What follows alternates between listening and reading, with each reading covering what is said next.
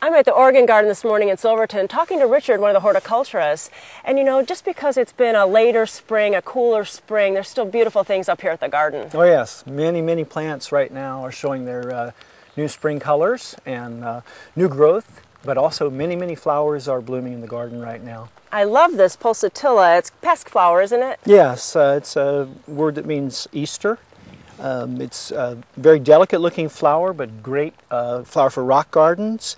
And here it is, cool weather, and it's blooming and looking very beautiful. It is. It's one that I think is not used in the home a lot and has a beautiful seed head.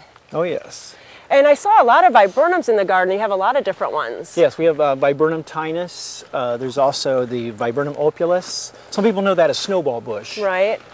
Also, there's many different rhododendrons and azaleas blooming. And then right here we have the Oregon State flower, the Mahonia, blooming right now. It's a very beautiful plant. And many people have these plants at their home, and what's some general care on them? Much of the pruning or care that would be done with the plant would be pruning in the wintertime, just lowering some of the plants. Don't be afraid to cut. The plant's going to be growing back, and when it does, it'll have that new juvenile healthy growth.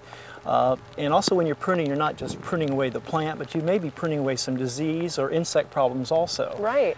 So don't be afraid to get in there. It's going to grow back. Right, that's true. Grow back. And you want to kind of keep them in balance. Sometimes Mahonias and rhododendrons and viburnums do get kind of big, so you can kind of keep them nice shape for your house. That's correct. For your garden. That's very true. Now you've just started your summer hours in May, and so you're open a little bit longer than your spring hours. That's correct. We'll be open now till 6 o'clock in the evening. And also, while people are here in the garden, they need to go on the tram tour. It's included in the admission. Nice. It's great for those people who may not be able to get around and walk the entire garden.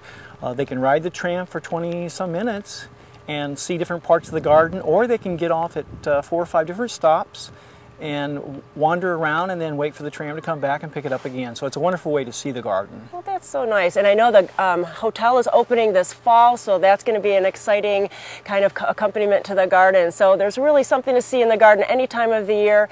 Come out now in this late part of the spring and see what's happening now. Thank you so much for having us out today. Well, thank you, Judy.